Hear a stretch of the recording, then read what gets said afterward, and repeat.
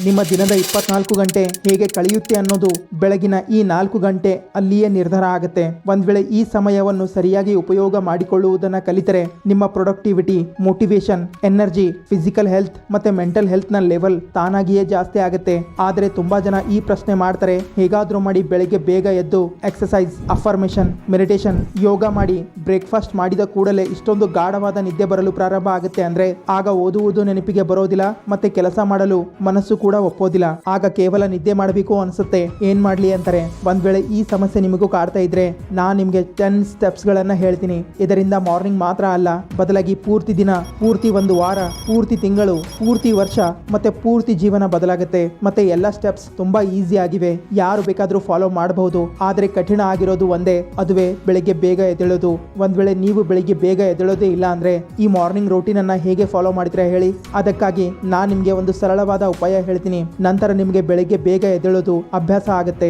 ಮತ್ತೆ ಕೊನೆಯ 2 ಸ್ಟೆಪ್ಸ್ ಅಂದ್ರೆ 9 ಮತ್ತು 10ನೇ ಸ್ಟೆಪ್ಸ್ ಗಳನ್ನ ಫಾಲೋ ಮಾಡಿದ ಮೇಲೆ ಯಾವ ಕನ್ಸಿಸ್ಟೆನ್ಸಿ ನಿಮ್ಮಿಂದ ಫಾಲೋ ಮಾಡಲು ಆಗ್ತಾ ಇಲ್ಲ ಅಂದ್ರೆ ಕೆಲವೊಮ್ಮೆ ಬೇಗ ಎದ್ದೇಳ್ತೀರಾ, ಕೆಲವೊಮ್ಮೆ ಎದ್ದೇಳೋದಿಲ್ಲ, ಮತ್ತೆ ನಿಮ್ಮ ಸುಸ್ತು, ಸೋಮಾರಿತನ ಎಲ್ಲವೂ ದೂರ ಆಗುತ್ತೆ. ಹಾಗಿದ್ರೆ ಬನ್ನಿ ಪ್ರಾರಂಭ ಮಾಡೋಣ. ಅದಕ್ಕೂ ಮುಂಚೆ ಚಾನಲ್ ಅನ್ನ ಸಬ್ಸ್ಕ್ರೈಬ್ ಮಾಡಿ, ಹಾಗೆ ನಮ್ಮ ಕಮ್ಯುನಿಟಿಯನ್ನ ಜಾಯ್ನ್ ಆಗಿ. Step number 1, wake up early. ಒಂದ್ ವೇಳೆ ನನಗೆ ಯಾರಾದ್ರೂ ಬೆಳಿಗ್ಗೆ ಬೇಗ ಎಬ್ಬಿಸಿದಾಗ ಮತ್ತೆ ನನಗೆ ನಿದ್ದೆ ಬರಬಾರ್ದು, ಸುಸ್ತು, ಸೋಮಾರಿತನ ಕಾಡಬಾರ್ದು, ದಿನವಿಡೀ ದೇಹ ಎನರ್ಜಿಯಿಂದ ತುಂಬಿರಬೇಕು ಅನ್ನೋ ಆಸೆ ನಿಮಗೂ ಇದೆಯಾ? ಖಂಡಿತ ಈ ರೀತಿ ಆಗಬಹುದು. ಆದರೂ ಕೂಡ ಕೆಲವೊಬ್ಬರಲ್ಲಿ ಅನುಮಾನ ಇರುತ್ತೆ. ಮತ್ತೆ ಇನ್ನೂ ಕೆಲವೊಬ್ರು ಈ ತರ ಹೇಳ್ತಾರೆ, ಬೆಳಗ್ಗೆ ಬೇಗ ಎದ್ದೇಳುವುದು ತುಂಬಾ ಒಳ್ಳೆಯದಾಗಿರುತ್ತೆ. ಬೆಳಗ್ಗೆ ಬೇಗ ಎದ್ದೇಳೋದ್ರಿಂದ ನಾವು ಪ್ರೊಡಕ್ಟಿವ್ ಫೀಲ್ ಮಾಡ್ತೀವಿ, ಫ್ರೆಶ್ ಫೀಲ್ ಮಾಡ್ತೀವಿ. ಆದರೆ ನಮ್ಮ ಜೊತೆಗೆ ಎಲ್ಲವೂ ವಿರುದ್ಧವಾಗಿ ಆಗ್ತಾ ಇದೆ. ಬೆಳಿಗ್ಗೆ ಬೇಗ ಎದ್ಮೇಲೆ ಸುಸ್ತು, ಸೋಮಾರಿತನ ಕಾಡುತ್ತೆ. ಅದಕ್ಕೆ ಬೆಳಿಗ್ಗೆ ಬೇಗ ಎದ್ದೇಳೋ ಬದಲು ಲೇಟ್ ಮಾಡಿಯೇ ಎದ್ದೇಳೋದು ಒಳ್ಳೆಯದು ಅಲ್ವಾ ಅಂತಾರೆ. ಹಾಗಿದ್ರೆ ಇದರ ಪರಿಹಾರ ಏನು? ನಾವು ತಡ ಮಾಡಿಯೇ ಎದ್ದೇಳ್ಬೇಕಾ ಹೇಗೆ? ನೋಡಿ, ಇದು ಪರಿಹಾರ ಅಲ್ಲ. ಒಂದ್ ವೇಳೆ ನೀವು ನಿಜವಾಗ್ಲೂ ಬೆಳಿಗ್ಗೆ ಬೇಗ ಎದ್ದೇಳ್ಬೇಕು ಅನ್ಕೊಂಡಿದ್ರೆ ಮತ್ತೆ ಇದನ್ನ ಅಭ್ಯಾಸವಾಗಿ ನಿರ್ಮಾಣ ಮಾಡ್ಕೊಳ್ಬೇಕು ಅಂದ್ರೆ ಕೆಲವೊಂದು ವಿಷಯಗಳನ್ನ ಗಮನದಲ್ಲಿ ಇಟ್ಟುಕೊಳ್ಳಿ. ಅದರಲ್ಲಿ ಮೊದಲನೇದು ಫಿಸಿಕಲ್ ಆಕ್ಟಿವಿಟಿ. ಪೂರ್ತಿ ದಿನದಲ್ಲಿ ಯಾವುದಾದ್ರೂ ಒಂದು ಫಿಸಿಕಲ್ ಆಕ್ಟಿವಿಟಿಯನ್ನ ಮಾಡಿ. 2, ಲಿಮಿಟ್ ಕಂಟೆಂಟ್ ಕನ್ಸಂಪ್ಷನ್. ನೀವು ಎಷ್ಟು ಕಡಿಮೆ ನಿಮ್ಮ ಮೈಂಡ್ ಒಳಗೆ ಈ ಕಸವನ್ನು ಹಾಕ್ತೀರಾ, ನಿಮ್ಮ ಮೈಂಡ್ ಅಷ್ಟೇ ಕಡಿಮೆ ಸಮಯ ತಗೊಳುತ್ತೆ ಅದನ್ನ ಪ್ರೊಸೆಸ್ ಮಾಡಲು. ಇದರಿಂದ ನಿಮಗೆ ರಾತ್ರಿ ಬೇಗ ನಿದ್ದೆ ಬರುತ್ತೆ. Number 3, limit day time snap. ಯಾವಾಗ ನಾವು ಬೆಳಿಗ್ಗೆ ಬೇಗ ಎದ್ದೇಳ್ತೀವಿ, ಮಧ್ಯಾಹ್ನ ನಮಗೆ ನಿದ್ದೆ ಬರಲು ಪ್ರಾರಂಭ ಆಗುತ್ತೆ. ಆಗ ನಾವು ಮಲ್ಕೊಳ್ತೀವಿ. ಮಲ್ಕೊಂಡ್ರೆ 2 ರಿಂದ 3 ಗಂಟೆ ಎದ್ದೇಳೋದಿಲ್ಲ. ಇದನ್ನ ನೀವು ಅವಾಯ್ಡ್ ಮಾಡಬೇಕು. ಒಂದ್ ವೇಳೆ ಮಲಗಿದ್ರು ಕಡಿಮೆ ಸಮಯ ಮಲಗಿ. 4, ಲೈಟ್ ಡಿನ್ನರ್. ನೀವು ಮಲಗೋದಕ್ಕಿಂತ ಮುಂಚೆ ಕಡಿಮೆ ಆಹಾರ ಸೇವನೆ ಮಾಡಬೇಕು. ಮತ್ತೆ ಮಲಗುವ ಹಾಗೂ ನಿದ್ದೆ ಮಾಡುವ ಮಧ್ಯೆ 2 ರಿಂದ 3 ಗಂಟೆ ಗ್ಯಾಪ್ ಇಡಬೇಕು. ಅಂದ್ರೆ ಮಲಗೋದಕ್ಕಿಂತ 3 ಗಂಟೆ ಮುಂಚೆನೆ ಊಟ ಮಾಡಿ. 5, ರಿಮೂವ್ ಆಲ್ ಎಲೆಕ್ಟ್ರಾನಿಕ್ ಗ್ಯಾಜೆಟ್ಸ್. ಮಲಗೋದಕ್ಕಿಂತ ಮುಂಚೆ ಯಾವುದೇ ಕಂಪ್ಯೂಟರ್, ಮೊಬೈಲ್, ಲ್ಯಾಪ್ಟಾಪ್ ಗಳನ್ನ ಉಪಯೋಗ ಮಾಡಬೇಡಿ. 6, ಕೀಪ್ ಯುವರ್ ರೂಮ್ ಡಾರ್ಕ್. ಮಲಗೋದಕ್ಕಿಂತ ಮುಂಚೆ ಎಲ್ಲ ಲೈಟ್ಸ್ ಗಳನ್ನ ಆಫ್ ಮಾಡಿ ಕೋಣೆಯನ್ನ ಕತ್ತಲೆ ಮಾಡಿ. ಇದರಿಂದ ನಿಮ್ಮ ಮೆಲಟೋನಿನ್ ಪ್ರಮಾಣ ಜಾಸ್ತಿ ಆಗುತ್ತೆ, ನಿಮ್ಗೆ ಒಳ್ಳೆಯ ನಿದ್ದೆ ಬರುತ್ತೆ.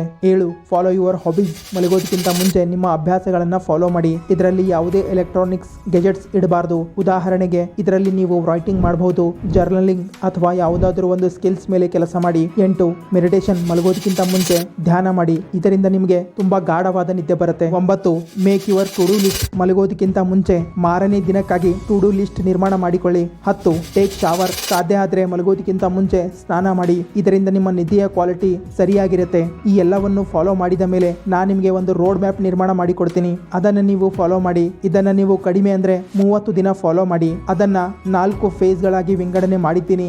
ಮೊದಲ ಫೇಸ್ ಇದೆ ಡೇ 1 ನಿಂದ ಡೇ 3 ವರೆಗೆ. ಎರಡನೇ ಫೇಸ್ ಇದೆ ಡೇ 4 ನಿಂದ ಡೇ 10 ವರೆಗೆ. ಮೂರನೇ ಫೇಸ್ ಇದೆ ಡೇ 11 ನಿಂದ ಡೇ 20 ವರೆಗೆ. 4ನೇ ಫೇಸ್ ಇದೆ ಡೇ 21 ನಿಂದ ಡೇ 30 ವರೆಗೆ. ಹಾಗಿದ್ರೆ ಪ್ರಾರಂಭ ಮಾಡೋಣ. ನೋಡಿ, ಮೊದಲ ಫೇಸ್ ನಲ್ಲಿ ನಿಮ್ಗೆ 3 ದಿನದ ಸಮಯ ಸಿಗುತ್ತೆ. ಈ 3 ದಿನದಲ್ಲಿ ಏನ್ ಮಾಡಬೇಕು ಅಂದ್ರೆ ಡೇ 1, ಡೇ 2 ಮತ್ತೆ ಡೇ 3 ಅಲ್ಲಿ ನೀವು ಕೇವಲ ನಿಮ್ಮ ಮಲಗುವ ಸಮಯ ಮತ್ತೆ ಎದ್ದೇಳುವ ಸಮಯವನ್ನು ನಿರ್ಧಾರ ಮಾಡಬೇಕು. ಇಲ್ಲಿ ನೀವು ಬೇಗ ಎದ್ದೇಳಿ ಇಲ್ಲ ಲೇಟ್ ಮಾಡಿ ಎದ್ದೇಳಿ, ಏನು ತೊಂದರೆ ಇಲ್ಲ. ಆದರೆ ನೀವು ನಿಮ್ಮ ಸ್ಲೀಪ್ ರೋಟೀನ್ ಅನ್ನ ಫಿಕ್ಸ್ ಮಾಡಿ. ಉದಾಹರಣೆಗೆ ನೀವು ರಾತ್ರಿ 12 ರಿಂದ 2 ಗಂಟೆವರೆಗೆ ಎಚ್ಚರ ಇರ್ತೀರಾ ಅಂದ್ರೆ ನೋ ಪ್ರಾಬ್ಲಮ್. ಆದರೆ ಇದರ ಮಧ್ಯದಲ್ಲಿ ಒಂದು ಸಮಯ ನಿರ್ಧಾರ ಮಾಡಬೇಕು ಮತ್ತೆ ಮುಂದಿನ 3 ದಿನಗಳವರೆಗೆ ಅದೇ ಸಮಯದಲ್ಲಿ ಮಲ್ಕೊಳ್ಬೇಕು. ಉದಾಹರಣೆಗೆ ನೀವು ರಾತ್ರಿ 1 ಗಂಟೆಗೆ ಮಲ್ಕೊಳ್ತೀರಾ ಅಂದ್ರೆ ಮುಂದಿನ 3 ದಿನಗಳವರೆಗೆ ಅದೇ ಸಮಯದಲ್ಲಿ ಮಲ್ಕೊಳ್ಬೇಕು. ಮತ್ತೆ ಅದೇ ತರ ನೀವು ಬೆಳಿಗ್ಗೆಯೂ ಎದ್ದೇಳುವ ಒಂದು ಸಮಯ ನಿರ್ಧಾರ ಮಾಡಬೇಕು. ಆದರೆ ನೆನಪಿರ್ಲಿ, ಈ ಸಮಯದ ಮಧ್ಯದಲ್ಲಿ ಜಾಸ್ತಿ ಗ್ಯಾಪ್ ಕೊಡಬಾರ್ದು ಮತ್ತೆ ಮಲಗುವ ಎದ್ದೇಳುವ ಸಮಯದಲ್ಲಿ ವ್ಯತ್ಯಾಸ ಮಾಡಬಾರ್ದು. ಹಾಗಿದ್ರೆ ಈಗ ಫೇಸ್ 2 ಬಗ್ಗೆ ತಿಳಿಯೋಣ.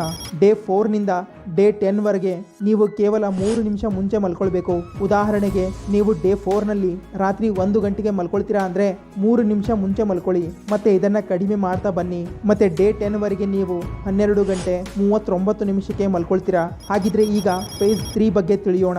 ಇದರಲ್ಲಿ ನೀವು ಡೇ 11 ನಿಂದ ಡೇ 20 ವರೆಗೆ 6 ನಿಮಿಷ ಬೇಗ ಮಲ್ಕೊಳ್ಬೇಕು. ಒಂದ್ ವೇಳೆ ನೀವು ಇದನ್ನ ಸಕ್ಸಸ್ಫುಲಿ ಕಂಪ್ಲೀಟ್ ಮಾಡ್ತೀರಾ ಅಂದ್ರೆ ಡೇ 20 ವರೆಗೆ ನೀವು 11 ಗಂಟೆ 39 ನಿಮಿಷಕ್ಕೆ ಮಲ್ಕೊಳ್ತೀರಾ. ಒಂದ್ ವೇಳೆ ನೀವು ಈ 3 ಫೇಸ್ ಗಳನ್ನ ಕಂಪ್ಲೀಟ್ ಮಾಡ್ತೀರಾ ಅಂದ್ರೆ 4ನೇ ಫೇಸ್ ನಿಮ್ಗೆ ತುಂಬಾ ಈಸಿ ಆಗಿರುತ್ತೆ. ಹಾಗಿದ್ರೆ ಫೇಸ್ 4 ನಲ್ಲಿ ನೀವು 9 ನಿಮಿಷ ಮುಂಚೆ ಮಲ್ಕೊಳ್ಬೇಕು. ಒಂದ್ ವೇಳೆ ನೀವು ಇದನ್ನ ಕಂಪ್ಲೀಟ್ ಮಾಡ್ತೀರಾ ಅಂದ್ರೆ ಕಾಂಗ್ರಾಚುಲೇಷನ್ಸ್. ಡೇ 30 ವರೆಗೆ 10 ಗಂಟೆ 9 ನಿಮಿಷದಲ್ಲಿ ನೀವು ಮಲ್ಕೊಳ್ತೀರಾ. ನೋಡಿ, ನಾ ಗಾಳಿಯಲ್ಲಿ ಗುಂಡು ಹೊಡಿತಿಲ್ಲ ಮತ್ತೆ ನಿಮ್ಗೆ ಮೋಟಿವೇಟ್ ಕೂಡ ಮಾಡ್ತಾ ಇಲ್ಲ ಬೆಳಿಗ್ಗೆ ಬೇಗ ಎದ್ದೇಳಲು. ಆದ್ರೆ ನಾ ಹೇಳ್ತಾ ಇರೋದು, ಒಂದ್ ವೇಳೆ ನೀವು ಇದನ್ನ ಕಂಪ್ಲೀಟ್ ಮಾಡ್ತೀರಾ ಅಂದ್ರೆ ರಾತ್ರಿ ಬೇಗ ಮಲ್ಕೊಳ್ತೀರಾ ಮತ್ತೆ ಬೆಳಿಗ್ಗೆ ಬೇಗ ಎದ್ದೇಳ್ತೀರಾ. ಏಕೆಂದ್ರೆ ಇವು ಪ್ರಾಕ್ಟಿಕಲ್ ಟಿಪ್ಸ್ ಆಗಿವೆ ಮತ್ತೆ ಇದನ್ನ ಸ್ವತಃ ನಾನೇ ಫಾಲೋ ಮಾಡ್ತೀನಿ. ಈಗ ನನಗೆ ಬೇಗ ಎದ್ದೇಳಲು ಯಾವುದೇ ತೊಂದರೆ ಕೂಡ ಆಗೋದಿಲ್ಲ. ಸ್ಟೆಪ್ 2, ಎಲ್ಲಕ್ಕಿಂತ ಮೊದಲು ನೀವು ಬೆಳಿಗ್ಗೆ ಬೇಗ ಎದ್ದೇಳಿ. ನೋಡಿ, ನೀವು ನಾಳೆಯಿಂದಲೇ ಬೆಳಿಗ್ಗೆ 4 ಗಂಟೆಗೆ ಎದ್ದೇಳೋದಿಲ್ಲ, ಆದ್ರೂ ಸ್ವಲ್ಪ ದಿನ ಆದ್ಮೇಲೆ ಬೆಳಿಗ್ಗೆ ಬೇಗ ಎದ್ದೇಳ್ತೀರಾ. ಆಗ ಈ ಎಲ್ಲಾ ವಿಷಯಗಳನ್ನ ಫಾಲೋ ಮಾಡಿ. ಉದಾಹರಣೆಗೆ ನೀವು 4 ಗಂಟೆಗೆ ಎದ್ದೇಳ್ತೀರಾ ಅಂದ್ರೆ ಎಲ್ಲಕ್ಕಿಂತ ಮೊದಲು ಹಾಸಿಗೆಯಲ್ಲಿಯೇ ದೇವರ ಪ್ರಾರ್ಥನೆ ಮಾಡಿ, ನಂತರ 10 ಸುದೀರ್ಘ ಶ್ವಾಸ ತಗೊಳ್ಳಿ. ಈ ಸಮಯದಲ್ಲಿ ನೀವು ಪೂರ್ತಿ ದಿನದ ಬಗ್ಗೆ ಯೋಚನೆ ಮಾಡಬಾರ್ದು, ಕೇವಲ ಉಸಿರಿನ ಮೇಲೆ ಧ್ಯಾನ ಮಾಡಬೇಕು. ಮತ್ತೆ ನೆಗೆಟಿವ್ ಯೋಚನೆ ಮಾಡಬಾರ್ದು, ಕೇವಲ ಬೆಳಗ್ಗೆಯ ಆನಂದ ತಗೊಳ್ಬೇಕು. ನಂತರ ದಿನದ ಪ್ರಾರಂಭ ಆಗ್ತಾ ಇದ್ದಂತೆ ಈ 3 ಇಂಪಾರ್ಟೆಂಟ್ ಕೆಲಸಗಳನ್ನ ಮಾಡಬೇಕು. ಇದರಿಂದ ನೀವು ಹೆಲ್ತಿ ಫೀಲ್ ಮಾಡ್ತೀರಾ, ನಿಮ್ಗೆ ಮೋಟಿವೇಶನ್ ಸಿಗುತ್ತೆ ಮತ್ತೆ ನೀವು ಫ್ರೆಶ್ ಫೀಲ್ ಮಾಡ್ತೀರಾ. Number 1, make your bed. ಇದು ಕೇಳಲು ತುಂಬಾ ಈಸಿ ಅನಿಸುತ್ತೆ ಮತ್ತೆ ಇದು ಈಸಿ ಆಗಿದೆ ಕೂಡ. ಅದಕ್ಕೆ ಇದನ್ನ ಆರ್ಮಿಯಲ್ಲಿಯೂ ಸೈನಿಕರಿಗೆ ಮಾಡಲು ಹೇಳ್ತಾರೆ. ಏಕೆಂದ್ರೆ ಇದನ್ನ ಮಾಡುವುದರಿಂದ ನಮ್ಮ ಮೈಂಡ್ಗೆ ಇಂಡೈರೆಕ್ಟ್ಲಿ ಒಂದು ಮೆಸೇಜ್ ಹೋಗುತ್ತೆ, ನಾವು ದಿನದ ಎಲ್ಲ ಕೆಲಸಗಳನ್ನ ಮಾಡಲು ಕನ್ಸಿಸ್ಟೆಂಟ್ ಆಗಿದ್ದೇವೆ ಎಂದು. ಅದಕ್ಕೆ ನೀವು ಪ್ರತಿದಿನ ಬೆಳಿಗ್ಗೆ ಎದ್ದ ಮೇಲೆ ನಿಮ್ಮ ಹಾಸಿಗೆಯನ್ನ ಸರಿಪಡಿಸಬೇಕು. Number 2, glass of water. ನಂತರ ಖಾಲಿ ಹೊಟ್ಟೆ 1 ಗ್ಲಾಸ್ ನೀರು ನಿಧಾನವಾಗಿ ಕುಡಿಬೇಕು. ಇದರಿಂದ ನಿಮ್ಮ ದೇಹದಲ್ಲಿ ಇರುವ ಎಲ್ಲ ಟಾಕ್ಸಿಕ್ ಆಚೆ ಹೋಗುತ್ತೆ ಮತ್ತೆ ಡಿಹೈಡ್ರೇಷನ್ ನ ಸಮಸ್ಯೆ ದೂರ ಆಗುತ್ತೆ. ಇನ್ನು ಇದರ ಅನೇಕ ಬೆನಿಫಿಟ್ಸ್ ಗಳಿವೆ, ಅವುಗಳನ್ನ ಹೇಳಲು ಇದೊಂದೇ ವಿಡಿಯೋ ಸಾಲದು. ಉಪಯೋಗ ಹೇಳೋದು ಮತ್ತೆ ಉಪಯೋಗ ಆಗೋದು ಈ ಎರಡರಲ್ಲೂ ತುಂಬಾ ವ್ಯತ್ಯಾಸ ಇದೆ. ಅದಕ್ಕೆ ಮೊದಲು ನೀವು ಇದನ್ನ ಮಾಡಿ ನಂತರ ನಿಮ್ಮ ಅನುಭವವನ್ನು ತಿಳಿಸಿ. Number 3, fresh. ಈ 2 ಕೆಲಸಗಳನ್ನ ಮಾಡಿದ ಮೇಲೆ ಬೆಳಗಿನ ಎಲ್ಲಾ ಕೆಲಸ ಮುಗಿಸಿ ಫ್ರೆಶ್ ಆಗಬೇಕು. ಇದರಿಂದ ನಿಮಗೆ ಫ್ರೆಶ್ ಫೀಲ್ ಆಗುತ್ತೆ, ಜೊತೆಗೆ ನಿದ್ದೆ ಕೂಡ ಬರೋದಿಲ್ಲ ಒಂದ್ ವೇಳೆ ನಾ ಹೇಳಿರುವ ರೋಡ್ ಮ್ಯಾಪ್ ಅನ್ನ ಫಾಲೋ ಮಾಡಿದ್ರೆ. Number 4, meditation. ನೋಡಿ, ಧ್ಯಾನದ ಅನೇಕ ಲಾಭಗಳಿವೆ, ಅದನ್ನ ನಾನು ಆಲ್ರೆಡಿ ಈ ವಿಡಿಯೋದಲ್ಲಿ ಹೇಳಿದ್ದೇನೆ. ಆದರೆ ಈಗ ನಾವು ಕಲಿಬೇಕಾಗಿರೋದು ಮೆಡಿಟೇಷನ್ ಮಾಡುವ ಟೆಕ್ನಿಕ್ ಬಗ್ಗೆ. ಅದಕ್ಕೆ ಎಲ್ಲಕ್ಕಿಂತ ಮೊದಲು ಇದನ್ನ ಅರ್ಥ ಮಾಡ್ಕೊಳ್ಳಿ. ಮೊದಲಿಗೆ ನೀವು ಯಾವುದಾದ್ರೂ ಒಂದು ವಿಷಯದ ಮೇಲೆ ಧ್ಯಾನ ಮಾಡಬೇಕು. ಮೊದಲಿಗೆ ನಿಮ್ಮ ಮೈಂಡ್ 0 ಥಾಟ್ ಸ್ಟೇಟ್ ಅನ್ನ ತಲುಪೋದಿಲ್ಲ ಅಥವಾ ತಕ್ಷಣ ನಿಮ್ಮ ಮೈಂಡ್ ಶಾಂತವಾಗೋದಿಲ್ಲ. ಇದೆಲ್ಲ ಮಾಡುವುದು ಸಾಧ್ಯ, ಆದರೆ ಇದೆಲ್ಲವೂ ತಕ್ಷಣ ಆಗೋದಿಲ್ಲ. ಅದಕ್ಕಾಗಿ ನಾನು ನಿಮ್ಗೆ ಸಿಂಪಲ್ ವಿಷಯಗಳನ್ನ ಹೇಳ್ತೀನಿ, ಅದನ್ನ ನೀವು ಫಾಲೋ ಮಾಡಬೇಕು. ಟೆಕ್ನಿಕ್ ನಂಬರ್ 1, ನೋಡಿ, ಧ್ಯಾನ ಮಾಡಲು ಕುಳಿತುಕೊಂಡಾಗ ನಮ್ಮ ತಲೆ ಒಳಗೆ ಅನೇಕ ವಿಚಾರಗಳು ಓಡಾಡಲು ಪ್ರಾರಂಭ ಆಗುತ್ತೆ. ಅದಕ್ಕೆ ನಾವು ನಮ್ಮ ಶ್ವಾಸದ ಮೇಲೆ ಧ್ಯಾನ ಮಾಡಬೇಕು. ಧ್ಯಾನ ಮಾಡ್ತಾ ಇದ್ದ ಹಾಗೆ ನಮ್ಮ ಮನಸ್ಸು ವಿಚಲಿತ ಆಗುತ್ತೆ. ಅದಕ್ಕೆ ಸ್ವಲ್ಪ ಸಮಯ ಶಾಂತವಾಗಿ ಕುಳಿತುಕೊಳ್ಳಿ, ತಮ್ಮ ಮನಸ್ಸನ್ನ ಮಾತಾಡಲು ಬಿಡಿ, ನಂತರ ನಿಮ್ಮ ಮನಸ್ಸು ತಾನಾಗಿಯೇ ಶಾಂತವಾಗುತ್ತೆ. ಟೆಕ್ನಿಕ್ ನಂಬರ್ 2, ನೀವು ಜೋರಾಗಿ ಎಲ್ಲರಿಗೂ ಕೇಳುವ ಹಾಗೆ ಶ್ವಾಸ ತಗೊಳ್ಬಾರ್ದು. ಏಕೆಂದ್ರೆ 3-4 ಬಾರಿ ಶ್ವಾಸ ತಗೊಂಡ ಮೇಲೆ ನಮ್ಮ ಮನಸ್ಸು ವಿಚಲಿತ ಆಗುತ್ತೆ ಮತ್ತೆ ಅದು ಮೊದಲಿನ ಹಾಗೆಯೇ ವರ್ತನೆ ಮಾಡಲು ಪ್ರಾರಂಭ ಮಾಡುತ್ತೆ. ಅದಕ್ಕೆ ನೀವು ನಿಧಾನವಾಗಿ ಶ್ವಾಸ ತಗೊಳ್ಳಿ ಮತ್ತೆ ಅದರ ಮೇಲೆ ಧ್ಯಾನ ಮಾಡಿ. ಟೆಕ್ನಿಕ್ ನಂಬರ್ 3, ಮೆಡಿಟೇಷನ್ ಮಾಡಲು ನೀವು ಮೊದಲಿಗೆ ಒಂದು ಶಾಂತವಾದ ಸ್ಥಳ ಹುಡುಕಿ, ಇಲ್ಲ ನಿಸರ್ಗಕ್ಕೆ ಹತ್ತಿರವಾದ ಸ್ಥಳದಲ್ಲಿ ಕುಳಿತುಕೊಂಡು ಧ್ಯಾನ ಮಾಡಿ. ಮತ್ತೆ ಧ್ಯಾನ ಮಾಡುವಾಗ ನಿಮ್ಮ ಅಕ್ಕಪಕ್ಕದಲ್ಲಿ ಬರುವ ಶಬ್ದವನ್ನು ಕೇಳಿಸಿಕೊಳ್ಳುವ ಪ್ರಯತ್ನ ಮಾಡಿ, ಏಕೆಂದ್ರೆ ಆಗ ನಿಮ್ಮ ಗಮನ ಶಬ್ದವನ್ನು ಕೇಳಿಸಿಕೊಳ್ಳಲು ಹೋಗುತ್ತೆ. ಇದು ಕೂಡ ಧ್ಯಾನ ಮಾಡುವ ಒಂದು ಟೆಕ್ನಿಕ್ ಆಗಿದೆ. ಜೊತೆಗೆ ನೀವು ಅಫರ್ಮೇಷನ್, ವಿಜುವಲೈಸೇಷನ್ ಅಥವಾ ಮ್ಯಾನಿಫೆಸ್ಟೇಷನ್ ಕೂಡ ಮಾಡಬಹುದು. Step number 4, exercise. ಇದಕ್ಕಾಗಿ ನೀವು ಜಿಮ್ ಜಾಯಿನ್ ಆಗಿ ಇಲ್ಲ ಮನೆಯೊಳಗೆ ಎಕ್ಸರ್ಸೈಸ್ ಮಾಡಬಹುದು. ಒಂದ್ ವೇಳೆ ನೀವು ಪ್ರತಿದಿನ 30 ನಿಮಿಷ ಎಕ್ಸರ್ಸೈಸ್ ಮಾಡ್ತೀರಾ ಅಂದ್ರೆ ನಿಮ್ಮ ಟೆಸ್ಟೋಸ್ಟೆರಾನ್ ಲೆವೆಲ್ ಜಾಸ್ತಿ ಆಗುತ್ತೆ. ಇದರಿಂದ ಸುಸ್ತು, ಸೋಮಾರಿತನ ಕಾಡೋದಿಲ್ಲ ಮತ್ತೆ ದೇಹದಲ್ಲಿ ಎನರ್ಜಿ ಜಾಸ್ತಿ ಆಗುತ್ತೆ. Step number 5, take sunlight. 10 ನಿಮಿಷ ಸೂರ್ಯನ ಕಿರಣಗಳು ಬೀಳುವ ಕಡೆ ಕುಳಿತುಕೊಳ್ಳಿ, ಇಲ್ಲ ತಾಜಾ ಗಾಳಿಯನ್ನು ಅನುಭವಿಸಿ. ಬೆಳಿಗ್ಗೆ ತಾಜಾ ಗಾಳಿಯಲ್ಲಿರುವ ಆಮ್ಲಜನಕ ದೇಹದಲ್ಲಿ ಹೋಗಿ ದೇಹದಲ್ಲಿ ಶಕ್ತಿ ಮಟ್ಟವನ್ನು ಹೆಚ್ಚಿಸುತ್ತೆ. ಅಥವಾ ಈ ಸಮಯದಲ್ಲಿ ಹಸಿರು ಪರಿಸರದಲ್ಲಿ ಕೆಲ ಸಮಯ ಕಳೆಯಿರಿ. Step number 6, spirituality. ಒಂದ್ ವೇಳೆ ನಿಮ್ಮ ಧ್ಯಾನ ಆಧ್ಯಾತ್ಮದಲ್ಲಿ ಇಲ್ಲ ಅಂದ್ರೆ ನಿಮ್ಮ ಮನಸ್ಸು ವಿಚಲಿತಗೊಳ್ಳುತ್ತೆ. ಅದಕ್ಕಾಗಿ ನೀವು ಪ್ರತಿದಿನ 20 ನಿಮಿಷ ಸಮಯ ಆಧ್ಯಾತ್ಮಕ್ಕಾಗಿ ಕೊಡಬೇಕು. ಇದರಲ್ಲಿ ನೀವು ಪೂಜೆ ಮಾಡಬಹುದು, ದೇವರ ಧ್ಯಾನ ಮಾಡಬಹುದು, ಇಲ್ಲ ಭಗವದ್ಗೀತಾವನ್ನು ಓದಬಹುದು. Step number 7, don't use mobile phone. ಈ ಸಮಯದಲ್ಲಿ ನೀವು ಸಾಮಾಜಿಕ ಪ್ರಪಂಚದಿಂದ ದೂರವಿರಿ.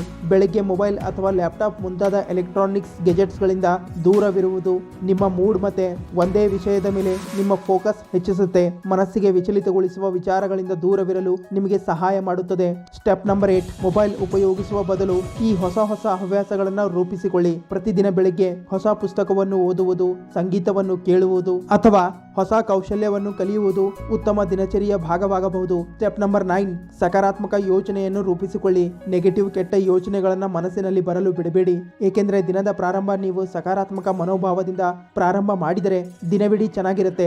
ಸ್ಟೆಪ್ ನಂಬರ್ 10, ನಿಮ್ಮ ಟು ಡೂ ಲಿಸ್ಟ್ ಪ್ರಕಾರ ದಿನವನ್ನು ಪ್ರಾರಂಭ ಮಾಡಿ ಮತ್ತೆ ಕೆಲಸ ಮಾಡಲು ಪ್ರಾರಂಭ ಮಾಡಿ. ಒಂದ್ ವೇಳೆ ನೀವು ವರ್ಕ್ ಮಾಡ್ತೀರಾ ಅಂದ್ರೆ ಕೆಲಸ ಮಾಡಲು ಹೋಗಿ, ಇಲ್ಲ ನೀವು ಒಬ್ಬ ಸ್ಟೂಡೆಂಟ್ ಆಗಿದ್ರೆ ಸ್ಕೂಲ್ ಕಾಲೇಜ್ ಹೋಗುವುದು ಇದ್ರೆ ಹೋಗಬಹುದು, ಇಲ್ಲ ಸ್ಟಡಿ ಮಾಡ್ತಾ ಕುಳಿತುಕೊಳ್ಳಿ. ಈಗ ನೀವು ಆಸೆ ಪಟ್ಟರು ನಿಮ್ಮಿಂದ ಸೋಷಿಯಲ್ ಮೀಡಿಯಾ ಓಪನ್ ಮಾಡಲು ಆಗೋದಿಲ್ಲ. ಸ್ಟೆಪ್ ನಂಬರ್ 11, ಬೆಳಿಗ್ಗೆ ಬೇಗ ಎದ್ದೇಳ್ಬೇಕಾ? ಎದ್ದೇಳ್ತೀರಾ? ಎದ್ದು ಏನ್ ಮಾಡಬೇಕು ಅನ್ನೋ ಗೊಂದಲ ಕಾಡುತ್ತೆ. ಅದಕ್ಕೆ ಜೀವನದಲ್ಲಿ ಒಂದು ಗುರಿ ನಿರ್ಧಾರ ಮಾಡಿ.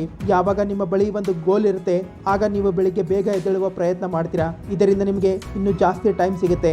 ಅದಕ್ಕೆ ಒಂದು ಗುರಿ ನಿರ್ಧಾರ ಮಾಡಿ ಮತ್ತೆ ಅದರ ಮೇಲೆ ಪ್ರತಿದಿನ ಕೆಲಸ ಮಾಡಿ. ಸ್ಟಡಿ, ವರ್ಕ್, ಎಂಜಾಯ್ ಎಲ್ಲದಕ್ಕೂ ಟೈಮ್ ಸಿಗುತ್ತೆ. ಈ ತರ ನೀವು ನಿಮ್ಮ ದಿನವನ್ನು ರೂಪಿಸಿಕೊಳ್ಳಬಹುದು. ಈ ವಿಡಿಯೋ ಬಗ್ಗೆ ನಿಮ್ಮ ಅನಿಸಿಕೆ ಏನೇ ಇದ್ರೂ ಕಮೆಂಟ್ಸ್ ಮೂಲಕ ತಿಳಿಸಿ. ಹಾಗೆ ನಮ್ಮ ಚಾನಲ್ ಅನ್ನು ಸಬ್ಸ್ಕ್ರೈಬ್ ಮಾಡಿ, ಇನ್ಸ್ಟಾ ಪೇಜ್ ಅನ್ನು ಫಾಲೋ ಮಾಡಿ. ಬಾಯ್ ಬಾಯ್.